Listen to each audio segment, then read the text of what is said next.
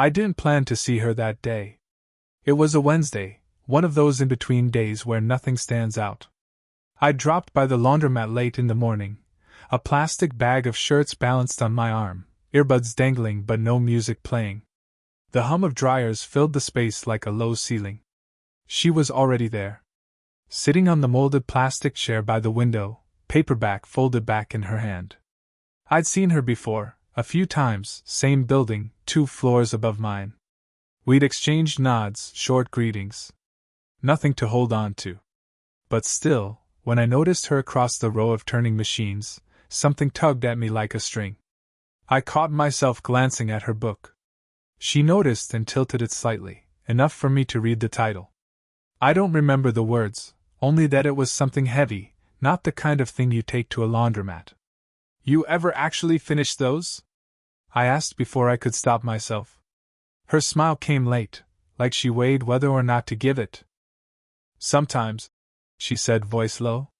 The conversation should have ended there. But I laughed under my breath, folding my earbuds into my pocket, pretending to focus on the coins sliding from my hand.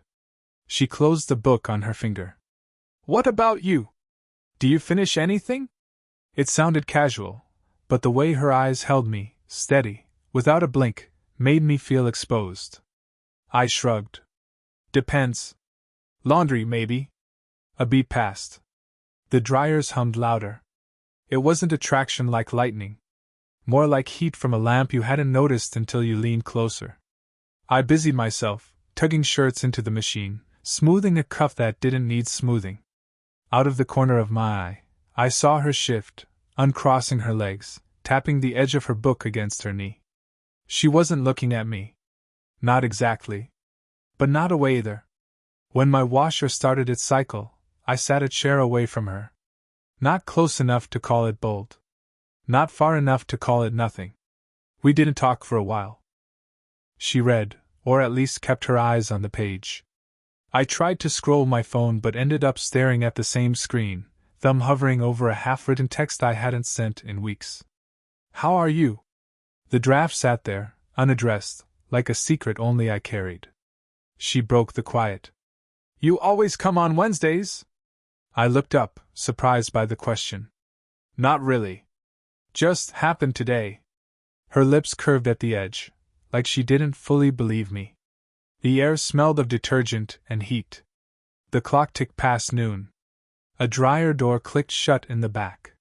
Ordinary sounds, but they pressed around us, filling what we didn't say. When her load finished, she stood, tucking her book into her bag. I watched her fold each shirt, neat, deliberate. Not rushed, not careless. There was something in that rhythm, patience, maybe, or loneliness. I couldn't tell. As she turned to leave, she hesitated. Just enough to glance at me, her bag strap sliding higher on her shoulder. "See you around," she said. I nodded, though it came out too quick. "Yeah. See you." The door shut behind her, the sunlight flashing and then gone. I sat there longer than I needed to, dryer still turning. Phone in hand, thumb hovering again, same unsent message. Only this time, I wasn't sure who I wanted to send it to.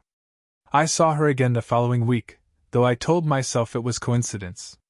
A lie I let sit easy. This time not at the laundromat, but outside the small corner store near our building. She was balancing 2 paper bags, heavy enough that the handles cut into her fingers.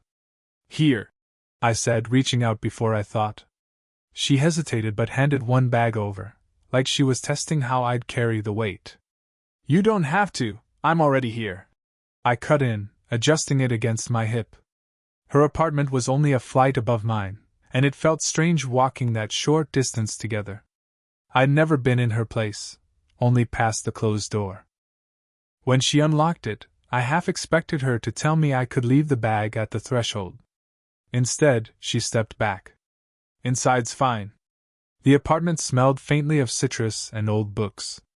Lived in, quiet. Not staged for anyone else's eyes. I set the bag on the counter, noticing a chipped mug half filled with tea gone cold. She pushed it aside, almost embarrassed, then gave me a small nod like thanks is enough. "You drink tea?" she asked. Coffee usually. I've got both.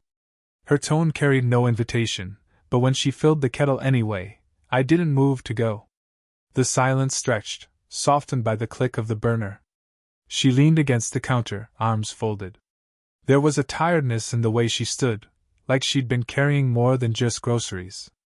My sister says I collect strays, she murmured, not looking at me. I smiled faintly. Am I a stray? Her eyes flicked toward mine. Maybe. I didn't know how to answer, so I let the sound of the water fill the space. When she poured, she handed me the mug without asking how I liked it. Strong, no sugar. I took a sip and pretended it was exactly right. She rested her hands around her own mug. I noticed how still they were compared to mine, how mine fidgeted with the handle. Can I ask you something? I said. Her gaze didn't waver. Go ahead. Why here? I mean, why this building, this neighborhood? For the first time, she looked away, toward the window where the blinds split the sunlight into stripes. Because it's quiet, she said. Then, after a pause, after the divorce, quiet was the only thing I wanted. The word hung there, divorce. It explained nothing and everything at once. I nodded, though I wasn't sure if she noticed. My thoughts caught in loops, her age, my age, how it might look from the outside. How my sister would laugh if she knew. How maybe she wouldn't laugh at all.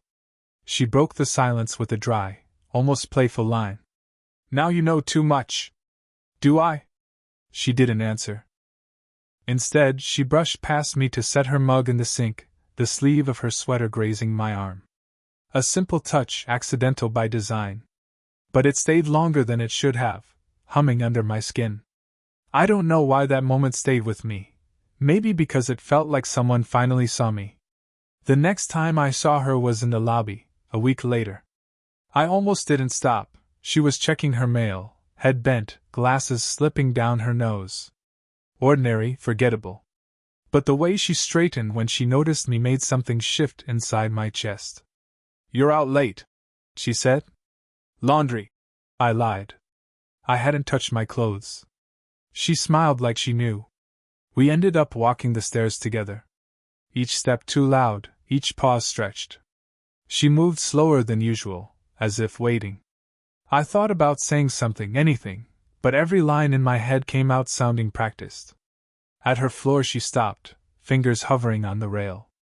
Good night, she said soft. I should have left. But I didn't. Do you? The words slipped out before I could catch them. Do you want coffee? Or something? She looked at me for a long beat. The kind of look that measures distance, not time. Then she shook her head, faint but firm. Not tonight. The words stung more than they should. But she added, almost under her breath, tomorrow maybe. And that was enough to keep me awake. Tomorrow never came. Not right away. She disappeared for a few days, her blinds closed, mailbox empty. I caught myself listening for her footsteps above mine, only to hear nothing but pipes groaning. I told myself I didn't care. I scrolled, swiped, texted people I didn't want to see. None of it worked. When she finally appeared again, it was in the small grocery 2 blocks over. She was standing in the tea aisle, scanning the shelves. I almost turned back, but she saw me first. You vanished, I said too quickly. I had my sister visiting, she replied, adjusting the strap of her bag. Her voice was casual, but her eyes flickered away.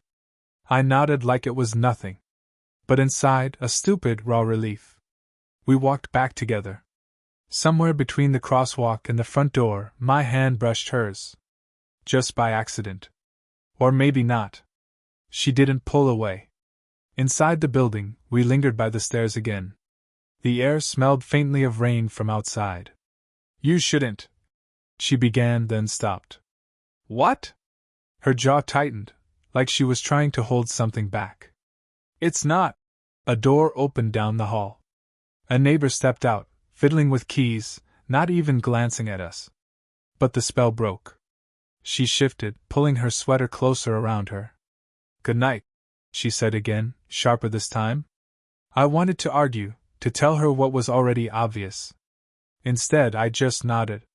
But before she turned fully away, she touched my arm. Barely. Just 2 fingers, resting there for a second too long. It wasn't a kiss. It wasn't a confession. But it felt closer to both than anything words could have done. And then she was gone, the door closing behind her. It was late afternoon when I found her sitting on the bench outside our building. Not waiting for anyone, just there, hands folded in her lap, staring at the tree across the street. I hesitated, then sat down a careful distance away. She glanced at me, then back at the tree. "You always show up when I least expect it. Do you mind?" "No." A pause. "Maybe I should." We sat like that for a while, the silence broken only by passing cars. I kept tracing the grain of the bench with my thumb, too aware of how close we weren't. Finally I asked, "Why here? Not in your apartment?" She gave a dry laugh. "Inside feels heavier. Out here, I can breathe." I nodded, though I didn't know what to do with that. My chest felt tight anyway. When she finally spoke again, her voice was softer. "My sister thinks I'm making a mistake." "What kind of mistake?" Her eyes flicked toward me, sharp, then softened again. "This." The word hung in the air, no explanation needed. I opened my mouth, then closed it. My pulse was in my throat.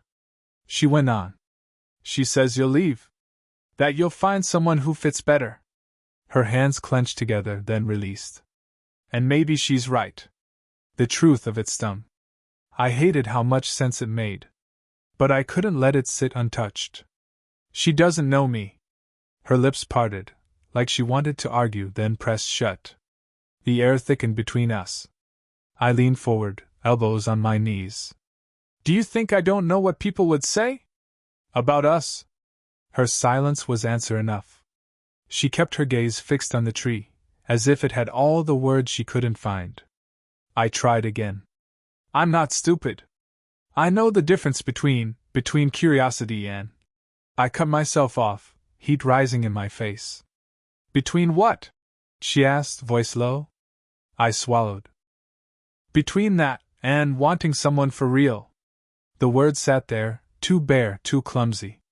She turned then, finally, and met my eyes. Her look wasn't surprised. It was heavier than that, like she'd been waiting, dreading, both at once. For a moment neither of us spoke. The distance between us felt thinner than the air. She whispered, "You don't know what you're asking for." "Then tell me." Her breath caught, almost a laugh, almost a sigh. She shook her head slowly, as though fighting herself. "I can't." I wanted to reach for her hand, to close that last inch, but my fingers stayed frozen on the bench. The sun dipped lower, shadows stretching across the sidewalk. The quiet pressed in, full of everything we hadn't said. She turned away first, eyes on the ground. "Why are you really here?" The question sat there, sharp and unanswerable, and I had nothing left but silence. For a few days I didn't see her. The bench sat empty. The blinds upstairs stayed closed. I told myself she was busy, that it was nothing. But every time I passed her door, I slowed just a little. Then, on a Saturday, I caught sight of her in the lobby. She wasn't alone. A man stood beside her, older, confident, carrying himself like someone who belonged. He had a hand on her arm, light but familiar. I froze, pretending to sort my mail. They spoke quietly, too low for me to hear. She laughed once, soft, the sound catching me off guard. Not forced, but not the way she laughed with me either. When they left together, the glass door shut behind them and I was left staring at my own reflection. That night I didn't sleep much.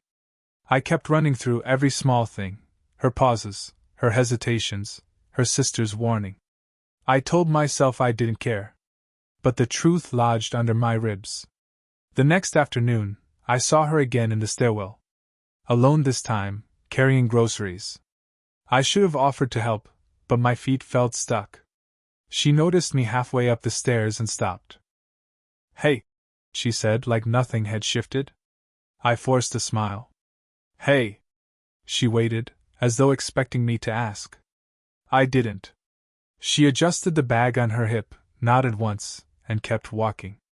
I started avoiding the lobby, taking longer routes, waiting until I was sure I wouldn't run into her. It felt childish, but also necessary. My chest tightened each time I thought of that man. Ex-husband? Friend? Something more? Days blurred. I found myself drafting messages. You okay? Want to talk? Did I do something? None of them sent. My thumb would hover, then retreat. One night, restless, I went down to the bench. She wasn't there. Just me, and the hum of traffic. I sat anyway, hands shoved in my pockets, listening for footsteps that never came. I don't know how long I stayed. Long enough to notice the light in her window flick on, then off again. The next morning, there was a knock on my door. My heart jumped. But when I opened it, no one stood there. Just a thermos, resting on the floor. Still warm when I touched it. I carried it inside, turning it over in my hands. No note. No explanation. Just her silence, delivered in stainless steel. I stared at it longer than I should have. I didn't feel heartbroken. I felt paused. Like life forgot to finish the sentence. It was raining the night I finally knocked. Not hard, just a steady patter against the windows, the kind of rain that makes everything smell like metal and dust. I stood outside her door longer than I should have, hand raised, lowering it twice before I finally let my knuckles tap the wood. A shuffle inside. Then the door opened, and there she was, hair loose, sweater sleeves pushed up, no makeup. She looked more tired than surprised. I was starting to think you'd disappeared, she said. I shrugged, dripping water onto the hall carpet. Maybe I did. For a moment neither of us moved. Then she stepped aside.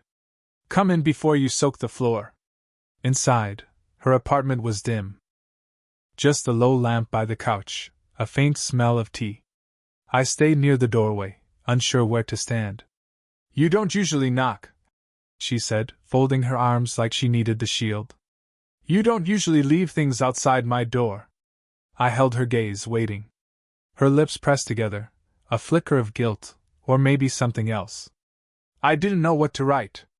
So I didn't. The silence stretched. I could hear the rain tapping the glass. My pulse was louder. I took a breath. Who was he? The guy I saw with you. Her eyes narrowed slightly, but not in anger. An old friend. Nothing more. I wanted to believe her. I did. But the knot in my chest stayed.